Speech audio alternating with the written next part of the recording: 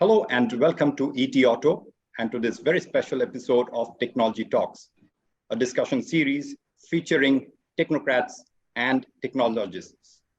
In this episode, we have not one, but four guests because, as I said, this is going to be a very special discussion on the theme of can startups be technology game changers in 2023?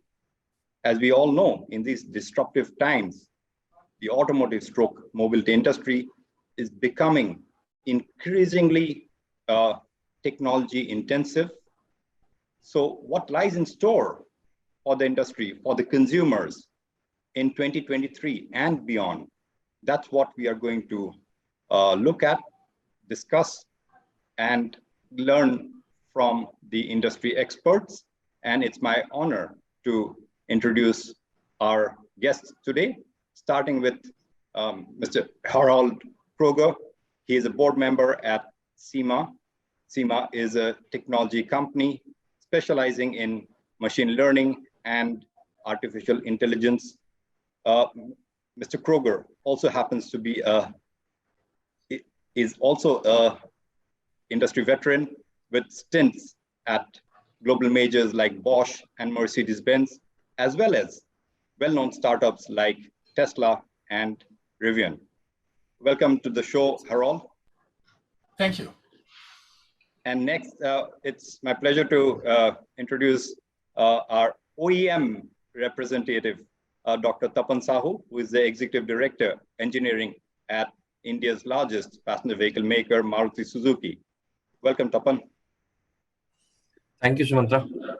And we have Mr. Ravindra Kharul, who is the president, new product responsible for new product development at Exponent Energy, a Bengaluru-based startup which specializes in rapid charging for EVs, much needed solution. And this startup claims to charge your to be able to charge your EV in 15 minutes flat, provided the EV uses their technology. So welcome to the show, Ravi. Thank you, Samantha. Thank you. Last but not the least, Pankaj Sharma, Managing Director of Log9 Materials, a battery technology company, a startup rather, again based in Bengaluru, the startup hub of India. So Pankaj, good to have you on the show. Thank you, Sumanta. Always a pleasure talking to you. Thanks, gentlemen. Let me start off with you, Mr. Kroeger, because you have been on both sides, on the traditional automotive industry with no less than players like Bosch and Mercedes-Benz. You have had a stint in what can be considered as the poster boy of the startup world,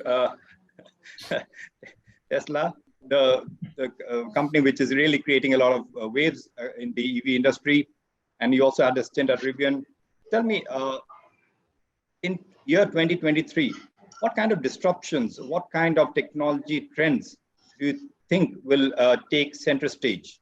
First of all, I think the speed is accelerating. We see a time where startups get much more influence, and the time they need to break beyond this little status they had before gets smaller and smaller. So everything gets faster. What I expect is there's way more stuff coming in biotech. That's what I already see. I think AI ML is something, especially for the car, will be a huge development, maybe one of the biggest changes. And as we have Ravi and Pankaj here, for sure on the EV side, everything connected to battery and charging is not fully developed either. There's a lot of space for improvement. So I really appreciate those two gentlemen working on those two important points, which are so desperately needed: better batteries and better charging. So you talked about AI ML, and if you look at the automobile, increasingly we hear the phrase software-defined vehicles, SDVs, the acronym.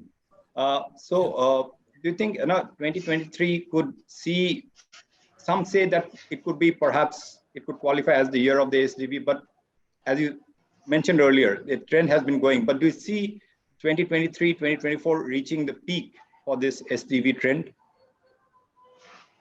I think it's a wave, it's a transformation that eventually every car will be software defined, that's clear. And again, acceleration process. If you asked 2 years, 3 years ago, people thought, it's going to be some luxury makers, some tech companies first, and then very slowly mass producers will follow. What we see today is that pretty much every big player, when they do the next generation vehicle on some platform, they're moving towards this new architecture.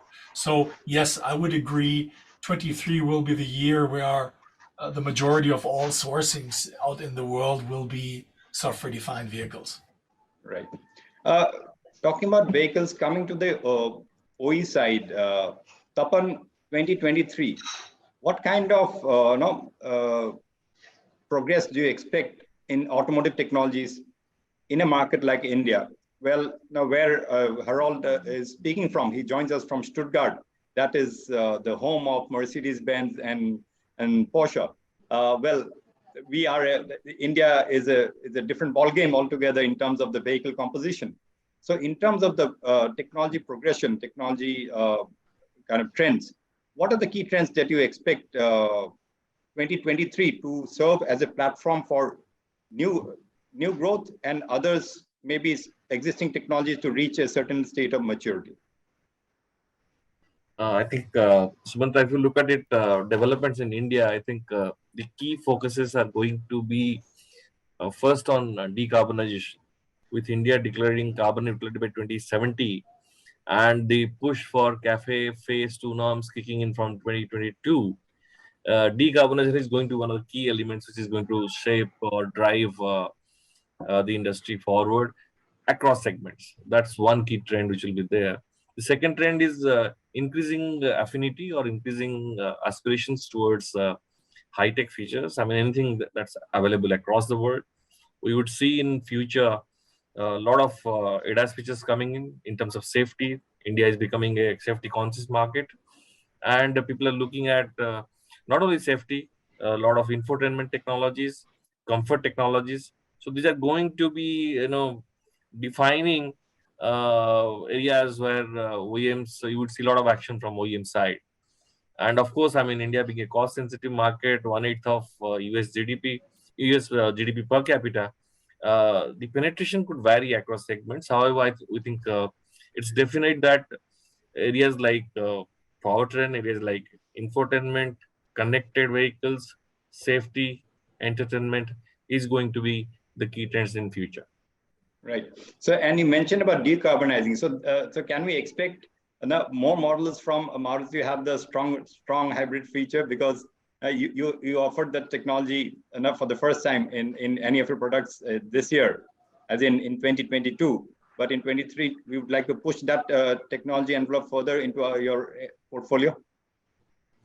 I'm sorry, but I can't reveal future product plans. But yes, definitely. I mean, that's one technology which we believe is going to be very, very useful in India context, because 40 to 60% of the time in a city drive, you get pure EV drive. And then combined with that, when you need acceleration, you have the IC engine to play in, and gives a lot of fuel efficiency to the consumers. Even the record breaking, Delhi to Mumbai in one full tank. People are doing a lot of rounds around that. So we believe that's a technology which is aptly suitable for India for the right kind of segment. And going forward, we see definitely a positive outlook for these kind of technologies while EVs start penetrating into the market in a larger scale. Right, and electric is the future, as largely the overall global industry agrees upon. And Ravi, that's where I think players like Exponent Energy, startups like Exponent Energy will have to play a key role, is considering that your startup is claiming to be able to fast charge an EV in 15 minutes flat, because that's the charging time, along with the, of course, at this stage, the level of charging infrastructure availability are the two key pain points of, or rather hurdles for the swifter adoption of EVs. So how are you achieving that, that technology? And while 15 minutes today may be a novelty, but there'll be a time when maybe where the consumer will want it even faster. So how do you plan to not take it forward? So at Exponent Energy, as the name indicates, we are working on energy, providing energy solutions to electric vehicles, rather simplified energy solutions for electric vehicles. By working on both sides, one as a battery pack along with BMS, also on the other side is a charging station. So we believe that in order to provide a more effective and efficient solution, we need to work together along with that, which will be sort of syncing in terms of performance with each other. And with that, we are in a position to give 15 minutes flat full charge from 0 to full charge, irrespective of voltages, irrespective of the battery capacity, or even irrespective of the vehicle platforms, that is two-wheelers, four-wheelers, three-wheelers, all buses. So what we firmly believe is that this technology is scalable to in that range. With electric power pack, the battery power pack, it ensures 3,000 cycles of life warranty. Normally, in the industry, we are getting around 1,000 as a warranty norm, but here we are claiming that it will be 3,000 cycles life, and all done on a range of affordable possible because of our proper unique EPAC design. Similarly, the EPAC design delivers around 600 amps current, which is multifold as compared to the industry standard today, while managing individual cell characteristics, including thermals to ensure safety and long battery life, and performance consistently with 50 degrees Celsius, even with 50 degrees Celsius ambient.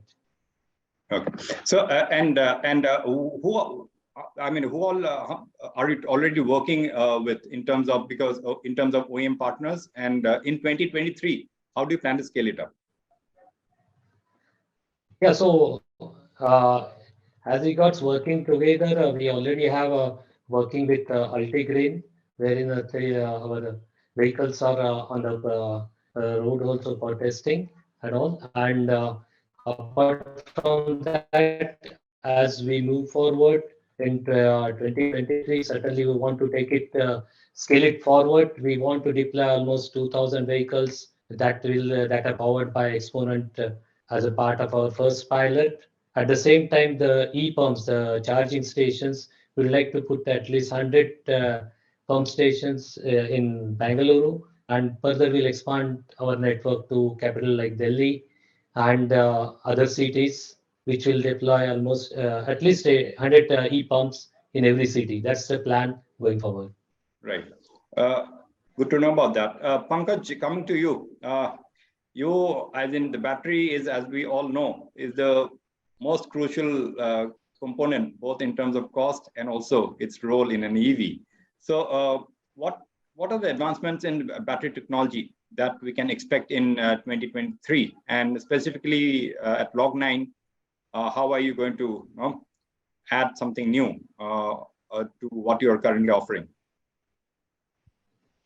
I think very interesting time. 2022 was when a lot of companies came out with their batteries into the market, both at the OEM side and also independent battery assembly companies. They started to assemble packs and roll it out in the market. We've seen a couple of safety issues crop up. We've also seen that what was designed for the European market cannot be just directly transposed to an Indian market. If you look at it, majority of the tech, the cells, the chemistry was designed chasing one very strong variable, which is energy density. So you want to, in a particular cell or in a particular pack, what you want to do is capture and hold as much energy as you can. And if you can hold too much of energy, you can give that energy for longer time, so you can have a longer range. So that has always been the Tesla story, that or the Lucid story. Most of the vehicles are talking about removing range anxiety. And I'm going to build a battery pack that's going to give you longer and longer range. But that narrative is not directly transposable to India. In India, you and I hardly drive 50 kilometers. We just don't have space to drive that much. Intercity, you don't drive that much. On an average, if you look at it within major cities, you're looking at vehicles at about 150 kilometer ranges.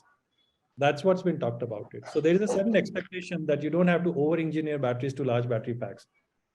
And hence, what Log9 has started to do and what we're starting to see is in 2023 is smaller battery packs. Battery packs that can be charged faster. Okay. Because in India, we don't have the luxury of garages and other things. We park our vehicles 200 meters away from our homes. So you need vehicles that can access public charging infra, get quickly topped up in 10-15 minutes, go to their business. And then the third variable that's coming very openly out is that you need battery packs that are designed to be working in 45-degree temperatures. Whereas in the European side, you were looking at thermally heating them up at a 25-degree. Here you need thermal cooling. So you'd see a lot of technologies being developed in batteries around thermal management, safety, material science, faster charging, smaller packs, shorter ranges. So it's a combination of that potpourri.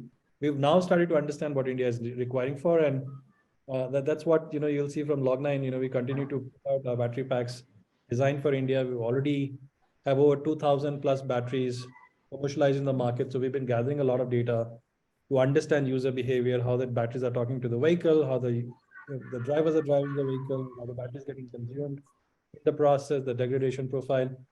So I think a lot of learning curve will move from 2022, just like for us, for everybody else, and expecting a much smarter domestically designed solutions for India to start to trump the use cases in India. So as you rightly pointed out, and what I also observe in the industry, at least in the nascent stage of the EV industry in India, one of the key differentiator, which many startups, including new breed of vehicle OEMs, are also kind of pitching the charging time. They are pitching the charging time as a differentiating factor. So at Log9, what is the next target in terms of charging time that you are chasing or you're trying to achieve? Well, our battery packs for the two-wheelers are designed to charge in 10 minutes. Three-wheelers get charged in 35 minutes. Four-wheelers get charged within 45 minutes. We will continue to maintain that. I can charge this, we can charge these batteries faster. But there'll be degradation, faster degradation. Not the ones that we have at this point of time. We're working with a certain chemistry which is very resilient. We can put that, as Harald was asking, we can actually increase the charging rate. See, when you're developing a technology, you have to make it compatible with the infrastructure that the charging infrastructure is there. So the reason Log9 batteries are designed for 10 minutes for two-wheeler, 35 minutes for a three-wheeler, 45 minutes for a four-wheeler is because these vehicles and these batteries are designed to make use of the charging infra that is already there in India, which is typically a 15 kilowatt charger. If I have a higher capacity charger, I can charge this battery faster. But the approach that Log9 has taken is that I'm not going to play the game at the charging side. Like Exponent is inventing at both the sides, but Log9 is staying away from entering that side and saying, let me continue to innovate and create better battery packs. And let me use the public charging infra that's available. And hence, the pack design has been done to optimize how much current I can withdraw from the existing charging infra. So it's kind of right now limited. The grid has all the energy. The grid has all the energy to pump energy back to these batteries, but we have to do it carefully, safely, and to the maximum we can do it. So the Log9 approach is optimize the batteries for the peak that I can withdraw from the current public chargers. And that's why, these two-wheeler, three-wheeler, four-wheeler battery times have been calibrated to that. Harald, there you heard Ravi and Pankaj trying to come up with game-changing ideas and introducing them in the market and addressing the pain points of the EV industry and helping pave the way for the industry. But at SiMa, I believe you are trying to make the vehicle more intelligent, smarter, and packing everything in a chip. So tell us this trend of AI and ML, how do you see it progressing in 2023? And as far as SiMa is concerned, what are the new offerings that you plan to introduce and Yeah. companies, including like companies like Maruti Suzuki, maybe. Yes, exactly. Yeah, more than happy to. I think the power of machine learning is well known by now. Some amazing feats have been done. Everybody knows the Google Go program that beat every grandmaster, and so there's a lot of examples. And we've seen it for cars, because Tapan mentioned the ADAS features that are coming to India now much stronger. It's clear that perception based on machine learning has incredible power and is very powerful.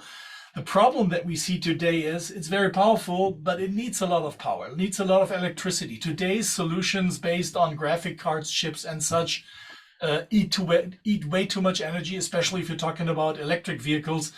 You're eating 20% of your range just for the perception of the vehicle. So what SiMa is doing right now, they came up with a chip that's designed just for inferencing, for machine learning, which is factor 10 to factor 1,000 more efficient in frames per second per watt than anything else in the market. And that, I think, opens a new door of ML-based ADAS introduction into a whole range of vehicles that weren't be possible to address before. And we call it AI for the edge. So every device where you cannot have 2 kilowatts of power dissipated just for perception, that's the application that we're targeting, and it was done basically by designing a chip just for that. So it's not a graphic cards chip, it's not a Bitcoin mining chip, it's a chip just designed for machine learning applications. So the current chips that are available in the market, that are available in the automobile, let's say if you're talking about, like Tapan mentioned, the growing trend of ADAS in India, especially in the volume segment, it has reached, Yes. say, L1.5 or L2 in some case, not beyond that. So Yes. what level do you think, at what level of autonomous driving will your chip be able to showcase its efficiency best? So I think a real great application will be level 3. Level 3 offers so much value for the customer. I understand that might not be the typical case in India because there's not so much long distance traveling between the cities. But for example, in the US or in Europe, there's a lot of highways, the famous Autobahn in Germany, and sometimes that's really nice if you would be able to sit there, read a book, watch a movie, and legally, not some guys do it and they crash, but really safely and legally. That's, I think, a great application. So I think this level 3 can only be done with machine learning and artificial intelligence. You can a pretty decent level 2 system based on classic deterministic computer vision or radar based, but you cannot get beyond that with those algorithms. So when you go beyond level 2, you definitely need AI ML, and then I think that's really what the SiMa product will be targeted at. But let's get one thing straight: we're not designing the function, so we're not trying to develop an ADAS system. We're designing the chip and the compiler that's needed for designing a good ADAS system, and that can be done either by good suppliers, tier ones, or if I don't know, Tapan, if Maruti Suzuki is interested in doing it on their own, then that's a great product for you, designing your own board and designing your own algorithms on that. Tapan, I mean, talking about the company you represent, Maruti Suzuki, you have an initiative called MAIL, which is an acronym for Mobility and Automobile Innovation Lab. Tell us, you work, that's kind of, that initiative purely focuses on identifying startups, helping them incubate and also maybe lead to partnerships with them for Maruti. Tell us what has been the experience so far and what are the areas that you're looking at for collaborating with startups? Sumantha, I think, after our new MD took over, Takyuchi Shan, we have redefined our motto of providing joy of mobility to Indian consumers. So we are not looking at automobile as a product per se, but we are looking at the whole ecosystem. And Mobility and Innovation Lab has been one of the key initiatives that we have taken. We have enrolled many startups. So basically, it's a corporate accelerator program to propel growth in early stages of development with some startups and also funding. But that's not the only program that we have. We also have program incubation program along with IIM Bangalore, and that is for trying out early MVPs and prototypes for startups. We also have a mobility challenge for established startups and look at solutions which you can bring into the market.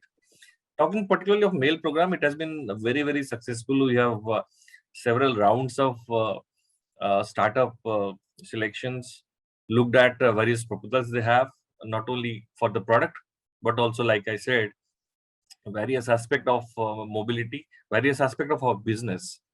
And in fact, we have invested in some of them, Dave.ai, for example, to enhance our sales experience. So it has been a fantastic experience. Startup, I believe, is a mindset actually, to experiment, to look at new things, to do things faster, quicker.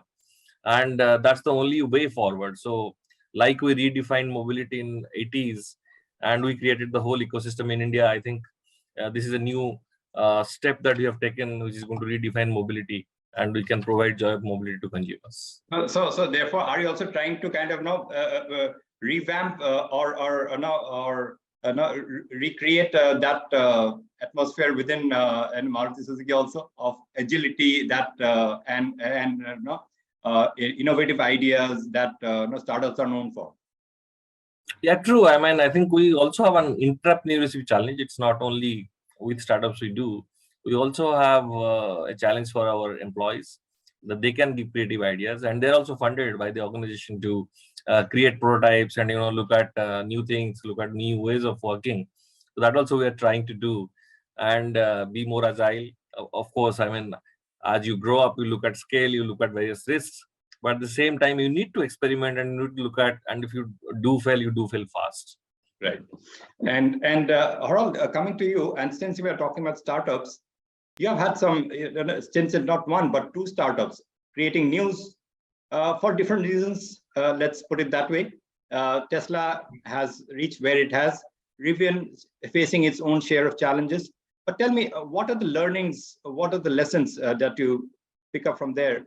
And what could be kind of therefore derived out of it for startups to become technology game changers? And can they, to be fair?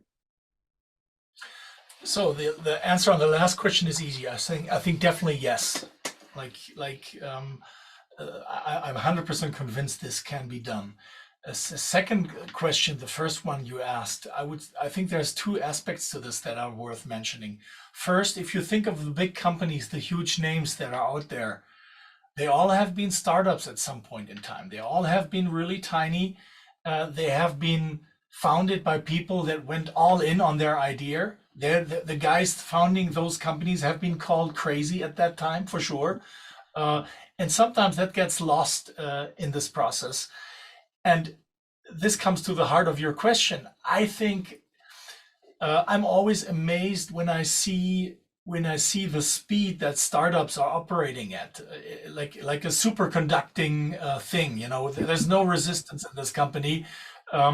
Everybody's pulling in the same direction. Things are moving with the speed of light. This is very impressive. And I was part of two super tankers with Bosch and Daimler, for example, huge companies with a couple of 100,000 employees. I think it would be really worth thinking much more about how can you recreate the spirit of a startup within big companies? How do you get rid of all the high viscosity system that over time accumulates no matter what? And it's a fascinating thought that I still believe the people that you hire with big companies are good people. They're ambitious, they're fast thinkers, everything is there. So it's really about how can you release within a big company, how can you release the power of a startup machine, even if it's a big machine like a big company of the big car makers, for example. I think that's one of the interesting things that everybody should work on, kind of, and that's an interesting transport mechanism by small startups, small companies into big companies to understand how is this done, what is the magic recipe that makes a startup so fast and so light and so swift in their decision making, and why is it different with some big companies? I think that's really what, besides the technology innovation that always comes from those small startups because they're very focused on one topic. Besides that, the real learning part is the part, what's the operating system of such a company and what could be transported to bigger companies as well. Okay, and coming to a startup like Log9 Materials, for example, Pankaj, what next? As Harald was saying, startups are known for their also the agility, the speed, and in terms of technology development and technology maturity or new offerings. What, for example, what next after lithium ion? What is it that you're working on?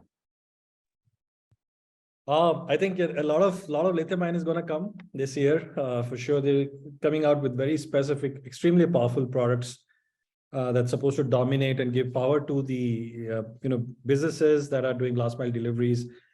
So whether it's 2-wheeler, 3-wheeler, 4-wheelers, so the entire bouquet of lithium ion battery packs are going to come out. What's also going to come out in 2023 is we're going to showcase India's first lithium ion. We're going to inaugurate India's first lithium ion cell manufacturing setup, which is going to be a 50 megawatt hour first attempt. The cells are, and by the time the cells are already out, we're just stress testing it third party. So a lot of lithium work is happening at the company.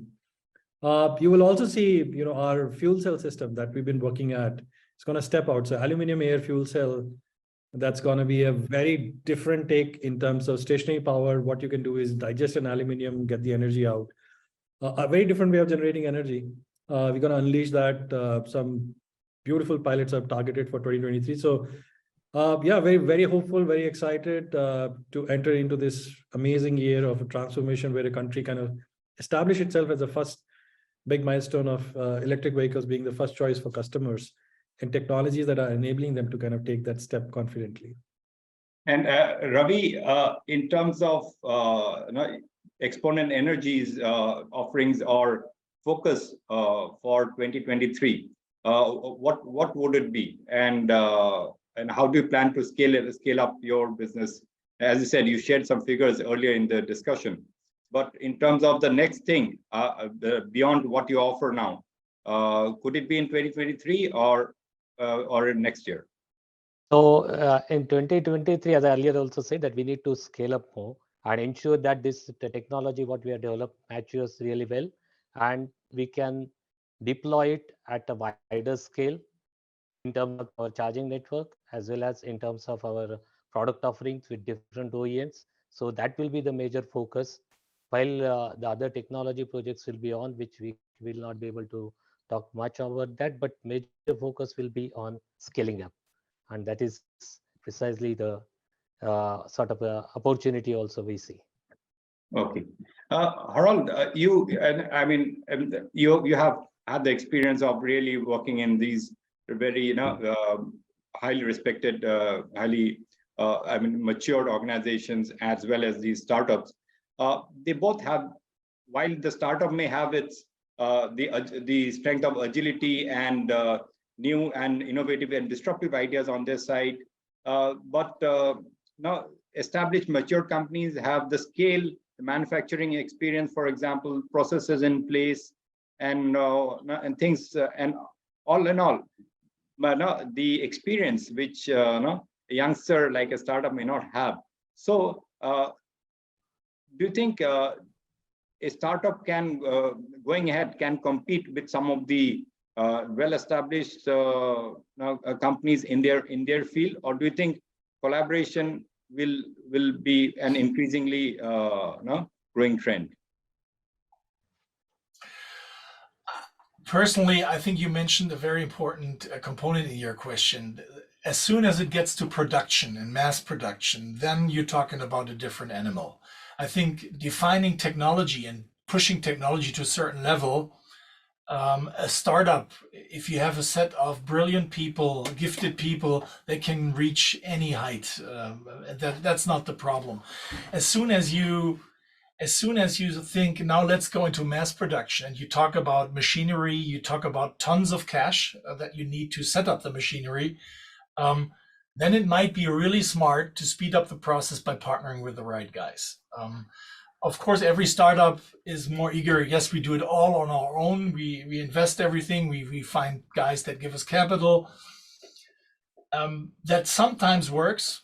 Tesla, definitely it worked. Other companies just run out of cash. And at some point, I think it's always worth thinking about this as a startup. What is really at the heart of our innovation? What is our secret sauce that we're trying to sell? Is it the manufacturing part? Then go for it and do that.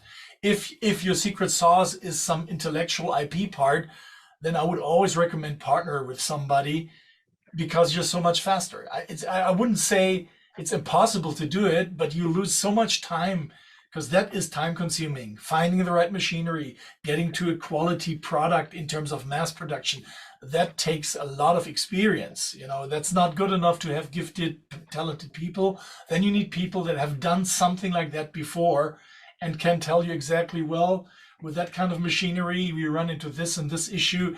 And that's something where I think a lot of startups struggle to make this move from having a great idea, having good IP, and getting this into a product. At least if it's like a product that's really physically needs to produce. If it's software, perfect. We've seen those companies. But if you're talking about hardware, expensive machinery, complicated production stuff, that's something I would always recommend or advise any startup. Think hard if there's somebody you could partner with that has everything that you need now. And that's maybe the better take than trying to conquer the world on your own. Very valuable points there raised, and I'm sure the startups in this panel and the ones who would be listening to this, watching this conversation would really gain from. Lastly, as we come to the end of this very special edition of the Technology Talks, Tapan, tell me, what does a car major like Maruti Suzuki look to the startup ecosystem for in this disruptive age? And do you think startups can be technology game changers in this era, and maybe in this year, the new year, and in the coming years? I think I'll agree with Harald on what you just told, that it's combining, this synergy, 1 + 1 = 11. Having the experience of the scope, the scale, and getting the speed and the required kind of input from startup is a right way, or a very pragmatic way, I'd say. I think collaborating with people who can do things faster, do things at a lower cost, and do it, which you might take longer time to develop, is definitely a way forward. And I think that's what companies like us also look forward to. That, okay, what is the value creation that we can do together? Key is what value creation? Who is bringing what to the table? That's the most critical part of the assessment that we do when you look at startups. And I think going forward, definitely, we'll be, like I said, it's not about the product that we manufacture, it's about the ecosystem. And if you have to create an ecosystem, you can't do everything yourself. So you need to collaborate with people. You need to collaborate with so many partners, from downstream to upstream, everywhere. Last words from you in this very special discussion. What are the top 3 kind of ideas that you are chasing, and through which you would want to be really a significant game changer in the industry? Yeah, definitely perfecting. I truly believe that if we have to build this country, we have to build it grounds up. The reason technologies and products are expensive is because innovation was done somewhere else, and we have to import that innovation, pay for it. So what's driving us in the 3 major things is, one is our innovation on our cell. We are continuously working on our LTO cell chemistries to making it better and better. So while you get just 15 years of lifetime, you can fast charge it. You want to pack decent amount of energy. So there's a lot of technology work that we've done there. We are entering into the second chemistry, which is an LFP, and so this year it will be a commercialization of LFP technology through Log9. So that's going to be the second piece.